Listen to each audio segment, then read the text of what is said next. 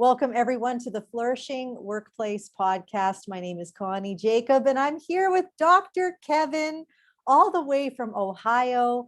And I had a chance to listen to Dr. Kevin's TEDx talk.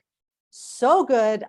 We're going to jump right in because that was just amazing. And this TEDx talk, when it came to, this idea of the synopsis, I don't want to give it away. I don't want to do that. I don't want to give it away. I want you to talk about it, but tell us a little bit about this TEDx talk that you did. Yeah, so this TEDx talk was before I even became Dr. Kevin Sansberry.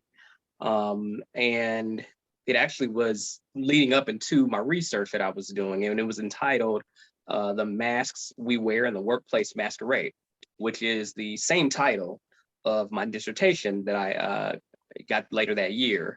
And what it was about was really investigating the manifestation of how people wear a, it was before COVID, but how people wear a mask and mask their true selves and mask their own values at work.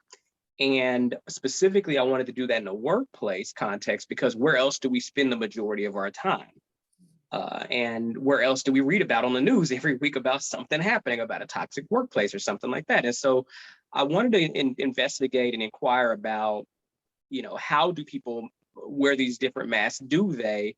And what is the impact on it? And so my TEDx talk was really the introduction of the concept to the masses. And it was really for me, to be honest, selfishly, the TEDx was great, and I really wanted to test out, am I making sense to people? Does this resonate? Because if I were going to write a whole, I did the research afterward. So if I were going to do all of that, I wanted to make sure it made sense because it made perfect sense to me. And after my TEDx talk, I remember, once the red light went off that said it was done, and crowd erupts and all that kind of stuff, people came up to me, and they were like, that so much resonated with me. I'm like, oh my gosh, I experienced that. And I just remember this guy was in the audience frowning the whole time because you can't really, like, when you're on stage, it's like a red carpet and then it's like a black sea of like shadow because there's a big spotlight. And I remember, but I could see little bits and pieces. So I saw this guy frowning like the entire time. And I'm like, oh, I am not reaching this guy. And no matter what. But he came up to me, him and his wife came up to me afterwards and thanked me and said it was amazing and all this kind of stuff. So I just like, I found that so funny because I was like, oh, well, I was trying to impress you the whole time, I guess. So, but yeah, it was an amazing experience. Oh, it's so funny how you just don't know who you're impacting and you can't judge a book by its cover for sure as you're speaking. Absolutely. I know when I watched it, I resonated so strongly. Just the idea of masks in general. Like, do we feel like we can show up in our everyday life and be who we are, feel understood, feel like we belong? And so when I was watching that, I thought, this is gold. Like this, if any workplace wants to create a great culture, they have to address this. And so I'm going to make sure we put the TEDx talk in our show notes because it is just so good. And I think that, well, since then, where have you gone? What has happened? You were testing the waters. Yeah. What's happened since then? Yeah, so I tested the waters and actually, so while I was on stage, I actually had no research to like back up anything I'm saying, but I tested the waters in February of that year. This was about 2020. And then later that year, I commenced my research probably in the summer and graduated in December and found, I found a lot of the things I was saying on stage, most of them actually. And it was great because I was able to like empirically justify and empirically kind of solve out what I was saying on stage. And that was kind of fulfilling. And then most recently in April, I launched the Toxic Leadership Podcast. And that podcast has been doing really well. It reached number 4 in the United States on Apple iTunes, new and noteworthy in the nonprofit category. Reached number 1 in the Philippines. I now got ranking in Canada, so thank you to all my Canadian brethren. But yeah, it's been amazing, and it's been a show where we've been able to dive into other concepts. So not only, facade creation, which was my TED talk, but we dove into like things like toxic masculinity. We dove into like the impact of race and gender and toxicity. We dive into like narcissism and supervisory behaviors and stuff like that. And so that's been a really fulfilling project to work on, because it allowed me to meet, and it continues to allow me to meet leaders and thought partners throughout the world now, sharing a similar message of we have to detoxify the workplace. We have to look at how can we create flourishing, or how I describe transformational environments. And so that is not something that's going to happen naturally, because we all see, every week on the news, there's Burger King employees walking out, or, whatever, like that just happens. So like whatever there may be, there are people who, in the workplace have had enough in a way, but really don't know what else is there, what else to do. And then some workplaces may not even be aware of the toxicity that they have in their environments. And so I want to be part of that movement to eradicate. Yes. You know, I gave you some questions, but I'm going to go off script because you have ignited something I've been so curious about. Like, I love studying human behavior. That is my jam. And I think that you nailed it. I don't think that a lot of people understand that they do possibly have a toxic environment, because when you're in it, you don't see it. It's just the way it is. And it's kind of like a little frog boiling in the water, but it doesn't know the water's boiling. When you mentioned like narcissism and, just kind of these toxic patterns that come out of people, and I don't know what your philosophy is, but my philosophy is that nobody woke up this morning really wanting to be a jerk. That's kind of the way I live my life. However, some people are jerks. Mm-hmm. But Sure. so tell us a little bit, like, I'd love to just pick your brain because you did some study on this. Like, why do people, good intended people, end up in these toxic places? Because a lot of these toxic behaviors are perpetuated and allowed. And if one privileges or profits from the behavior, why would they change? So if you think about, I'm a behavioral scientist and I do study in human behavior. Think about any behavior that has occurred. You always hear the terms, there are good people on every side, and they're good people. These are my ancestors, whatever there may be. I'm sure they were good people, but people in general are protective. People in general protect themselves. People in general protect their wealth. People in general protect their family. And so we, as humans, will rationalize sometimes that what we're doing is the right thing. And it takes a certain form of illumination for us to see differently. And so what you see in the workplace now, especially in the United States, is a big impact, a big conversation on racial equity and gender equity. And there's, all kind, neurodivergent and ableist. There's all kind of different forms of equity that we're looking at right now. But over the past year, you've seen a lot of focused on race specifically, because the argument for years for a lot of people is, there's not a lot of racism. There are a lot of good people. And the people who are impacted see it every day, yet the people who are not directly impacted don't see it until they allow themselves to see it. And so it just takes a certain level of humility and openness to seeing, the negative impact of toxicity for certain people, because it just, if you're privileging from whatever it is, so if you're a boss who is a narcissist or what have you, or a micromanager or what have you, and you've done that in your entire career, and that's like the reason why you became the boss or whatever, you wouldn't know any different because you feel fine. But until you hear those you are negatively impacting, will you even have a first step to change? Will you even have a reason to change? And so I agree. Ultimately, I don't think people are inherently toxic. So I call it, toxic behaviors, not toxic people. But I do think people, we all have a choice to be illuminated or not, or to see the toxicity or the negativity or not. And that's actually a great gift of autonomy and agency that we all have. Yes, I could not agree more with that. It's so interesting because one of the things that I've really wrestled with in my resilience work is this idea that in belonging in a group, what we create together in community, but how much my own personal development, my own personal growth, my own willingness to be brave, to look within myself, how deeply that impacts the community experience. I have to ask you, because you've got me so intrigued, and these are questions that just bubble inside of me every day. What would you say to somebody who maybe has been a little privileged, or they've gotten to where they are because the way that they worked was celebrated and it was allowed? How does that person come to realization or change?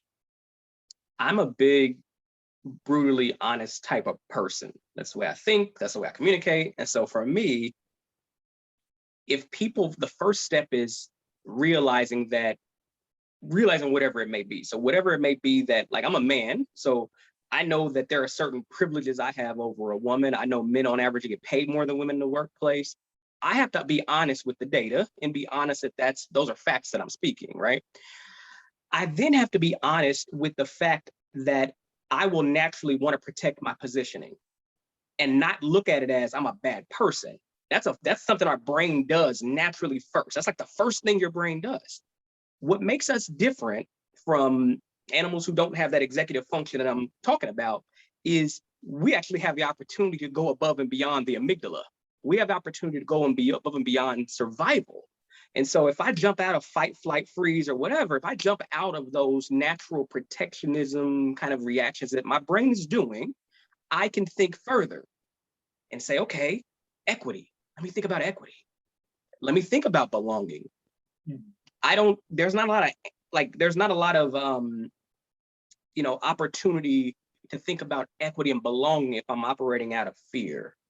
And so I have to get out of that center in my brain and think differently.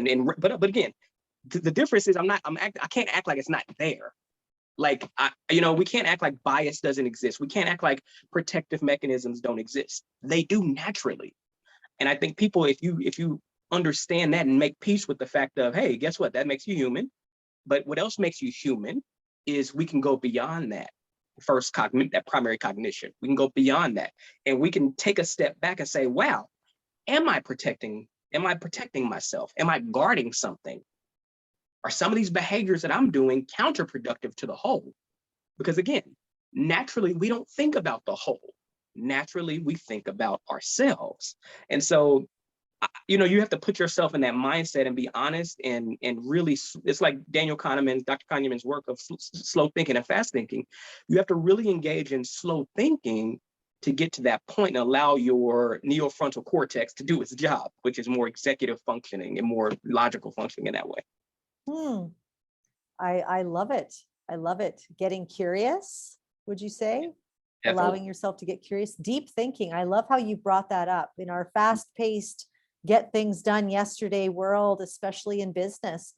I find that there's not a lot of time to think and think deeply. And I actually said to my boss, we were chatting about just the way we work. And I said, I've really realized working on a team that I need think time, lots of think time, just for myself, but also for what we do here. I think that having time to really reflect and think, and maybe not become so defensive when somebody brings up something. Like if somebody, and I'll be honest, Kevin, when somebody tells me that I'm privileged, right? Can I just be honest? My human experience goes, what? Yeah. Don't say that about me. Right. The walls come up. The walls come up. So it's not a again, that doesn't make you a bad person. That makes you a human person. And so for me, we have to get used to reflection. That has to be normalized. It's not, because you just said it like at work, right? A lot of workplaces don't even have built-in time for reflection, nor do they have built-in time for processing up front. So like, hey, let's think about what we're going to do. Let's process up front, do the thing, then let's also reflect. So first off, I'd love to have a company that did that. And so we don't have it. So by virtue of you spending 8 to 12 hours a day working every day, you don't have time to do that naturally. So then, if somebody says you're privileged or whatever, of course, you're going to respond and react because you don't even have that modeling in your workplace. You don't even have that modeling outside your workplace. So how else would we expect people to respond? And so that's why I advocate for more constructive ways of being and more constructive ways to work together. And that is, we create norms where we give each other grace and give each other space to like speak that truth, but also you can trust that if I am defensive, it won't ever be used as a weapon. I will, we'll have techniques to pause and hear each other and be able to communicate effectively, because working with people, every action that we take should take the form of constructive, leading to constructive behavior, not destructive, right? And so that means the norms we set, how we communicate, how we set milestones at work, how we set goals, everything we do should gear us towards more constructive affect, meaning we want to feel closer together, we want to be together afterwards, But it seems like a lot of things that we create kind of are ripe for breaking us apart or destruction. And so it's just like we have to kind of go back and retool a few things, to say the least. That is so true. I heard it said once that you're either moving towards connection or away from connection. Precisely.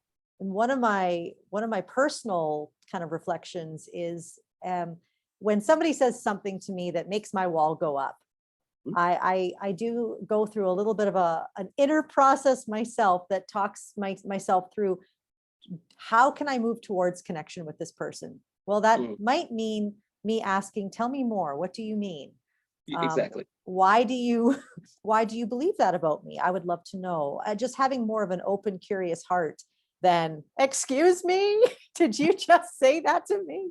I do feel there are some, I love what you've brought up, because these are real practical things that people can do to create that workplace that we all want to be in. Yeah. For you, sorry, go ahead, Kevin. Well, I was going to say, and I mean, to take that a step further, one could even sit down and say, okay, what is going to be my anchor statement to remind me to be constructive?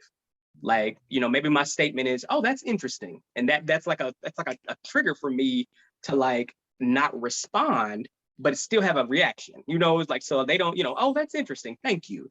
One of the things that I teach people that I coach is, no matter what kind of feedback you get, smile and thank someone. And because I mean, you could still be a jerk after that, but it's a lot harder to be a jerk if you smiled and thanked someone, unless you purposely want to do it. And so I always tell people, find that anchor or that trigger word that's going to remind you that constructive affect is what you want, togetherness is what you want, belonging is what you want at the outcome. No matter how offended you are, no matter how you might not even understand where the person's coming from yet, and it makes no sense to you. You might be angry. No matter how that first reaction is, you probably don't want to damage a relationship that much. I mean, because you probably want to work. You probably want to keep that job or whatever. And so find your statement to remind you of where you need to show up. Love that. Anchor statement. Yeah. That is brilliant. I think that's something that every single one of us can, in our car right now, on our walk, at the gym. Think about it. That's what we're all going to do right now. Just for a moment, Definitely. Just think about your anchor statement, because that literally could save relationships. Yeah. Or that could change the game. Those people in the car, the road rage. I don't want y'all having road rage. So give me your anchor statement, car drivers, right now. That guy just cut me off. That's interesting. That's interesting. I wonder where they need to go that fast, there you go. Simple as that. So good. So good. Well, I have one more question for you before we go. I would love to hear where this passion, why this work, like what brought you here, Kevin?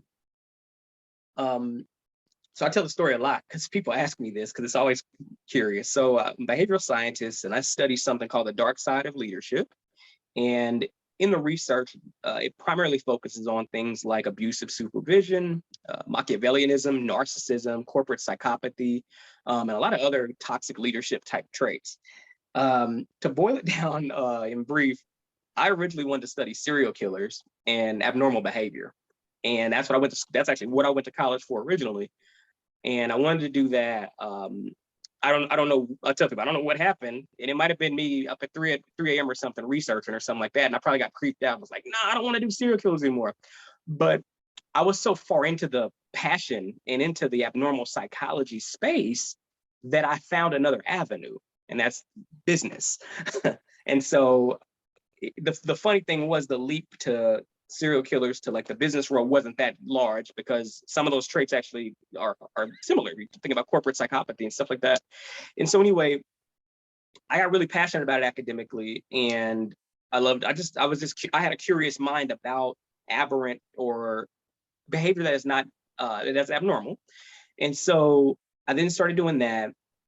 I also experienced it personally as I coached people in the workplace and stuff like that, and it made it very real. And so it became really a passion, because I get news alerts for any time the word gets used toxic on the internet. And I read every news article about toxic around the world every day. Toxic leadership, whatever, whatever it may be. A lot of it's my stuff, but whatever. But with that being said, anytime I see that, it fuels my fire even more, because I see how we're continuing down this path of destructive outcomes, how we're continuing down this path. And what I mean by that is, you might get a business outcome. Oh, we're doing great, but we got this lawsuit because we have this narcissistic boss and we're not doing anything about it. Da, da, da, da. Your company will eventually fail. And I want to be a part of the movement to help not make that happen to a lot of firms across the globe. And I also want to be part of a place where I can help employees and people be able to cope. And as you talked about resiliency, be resilient in the face of toxicity. Wow, that's so fascinating. From serial killers to that's very fascinating. Well, my last question then is, when is your book coming out? Because I want to read it. I got publicist conversations already happening. My Achilles heel is there's only one of me. And so my timing needs to be right. And so I'm working on a book. My book should be, my next year is my big book plans. And so I'm looking at, really diving into, the toxicity and organizational construct. I'm really looking to dive into a lot of these traits that people may be seeing as normal, that may be harmful to folks. But I'll be sure to let you know once we get everything launched and once we're ready to go. Yes, please. Because you're definitely very in line with our flourishing workplace motto, everything we're about, very well aligned. I just have loved this conversation, and I wish you all the best, Kevin. Thank you. I really, really appreciate it. And your listeners, you got a great person to listen to in Connie, and I'm just happy to be here. So thank y'all.